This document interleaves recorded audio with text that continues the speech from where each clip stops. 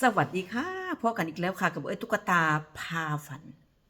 มื้อใหม่วันใหม่เนาะค่ะเนาะสดชื่นสดใสกันทุกครอบครัวเลยแดดกำลังออกมีแห่งสุดยอดเลยค่ะอันนี้เว้าตามคนเมืองหนาวเนาะค่ะเด้อ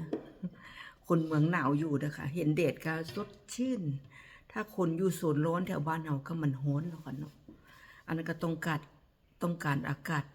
เย็นๆลมเย็นๆโชยๆแม่นบ่ค่ะก็เป็นอีกแบบนึงแต่สำหรับอันทางโซนหนาวเมืองอยู่นี่มันเป็นโซนหนาวเนาะยุโรปเห็นแดดออกเพราะมันช่วงนี้มันเป็นยังเป็นหน้าหนาวอากาศยังเย็นแต่ว่าต่อฤดูใบไม้ต้นไม้อันสปริงเนี่ยค่ะมันกำลังออกดอกออกผลแต่มันยังเป็นอากาศหนาวเย็นอยู่ค่ะเห็นแดดออกค่ะสดชื่นค่ะสดใสมาค่ะที่เก่าเวลาเดิม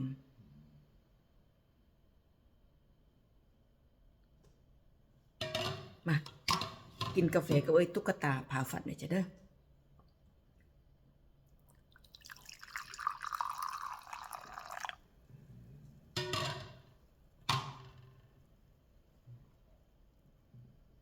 ม่วนดีเด้อค่ะเดชส่งเห็นเงาตัวผู้เจ้านำเนาะค่ะเนาะก็ว่ากันไปตามสไตล์นี่บ่ค่ะกินกาแฟนำกันตอนเช้าๆทางยุโรปค่ะตอนนี้อากาศดีมื้อนี้โอ้ยเบิ่งพี่นกบินเป็นฝูงไปทำมาหากินเนาะค่ะเนาะตอนเช้า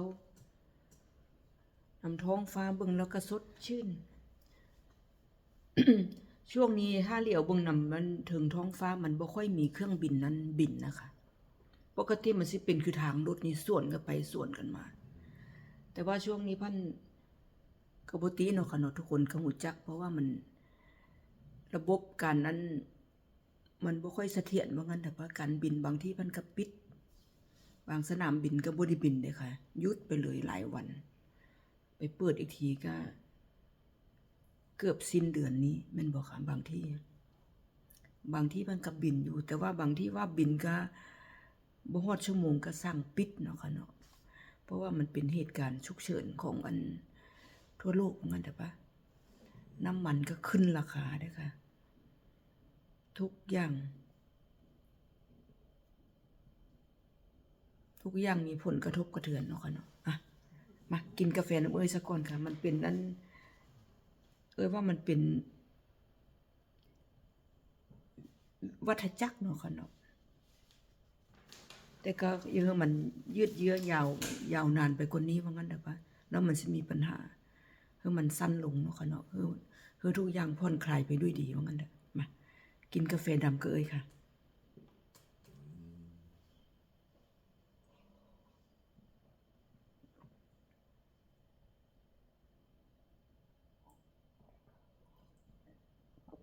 เบิ่งนั่งเอาวันหน้าขึ้นทางแสงอันพระอาทิตย์ส่องมีแฮงขนาดเลยสดชื่น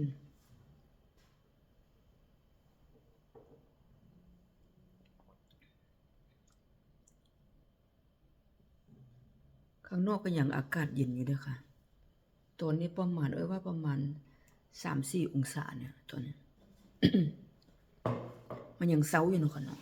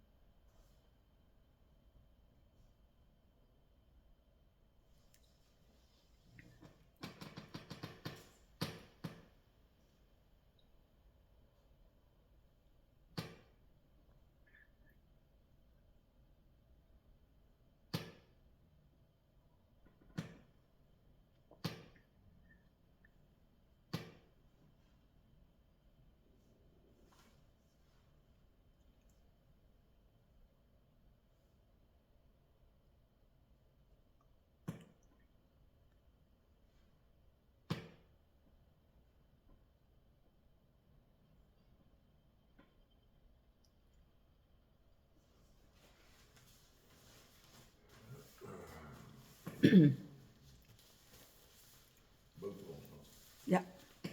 doe ik.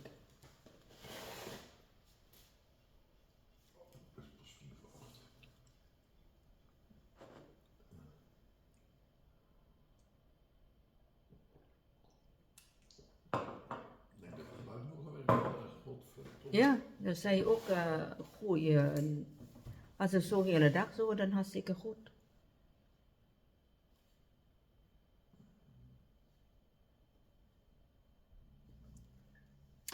หมดแล้วค่ะกาแฟก็หมดไปแล้วนะคะเนาะกาแฟดำหอมๆชื่นใจเด้อค่ะตื่นขึ้นมาตอนเช้าๆก็ได้นั่งเม้ามอยคุยเตือนกันฟังเนาะค่ะเนาะทักทายกันบางเทื่อก็จึงเนาะค่ะเนาะมื้อนี้มันเป็นอากาศดีแดดออกแต่เช้าเลยค่ะก็สดชื่นไปอีกแบบเริ่มต้นมื้อใหม่ก็คือเพื่อนๆมีแต่ความเบิกบานเนาะค่ะเนาะ แสงสว่างมาถึงว่างั้นเถอะแสงแดดแสงสว่างความสว่างมาฮอดก็สดชื่นสดใสเด้อค่ะมาเว้าไปว่ามาวันน่ะเว้ากลับไปกลับมาเนาะค่ะเนาะกาแฟหมดแล้วก็กันน่ะกินนั่นข้าวเช้าต่อแฟนทักว่าตัวคือบ่กินข้าวอาหารเช้าเนาะค่ะคือเพื่อนๆก็มีแต่ความสุขโชคดีสุขภาพแข็งแรงกันทุกบ้านเด้อค่ะขอบคุณหลายๆที่มากินกาแฟนำคู่มื้อเนาะค่ะเนาะพบกันคู่มื้อได้ยินเราเว้าภาษาอันย่อให้ฟังเสียงแจ้วๆเนาะค่ะเนาะที่เก่าเวลาเดิมแม่นบ่ค่ะแล้วก็พบกันคลิปหน้าค่ะสวัสดีค่ะ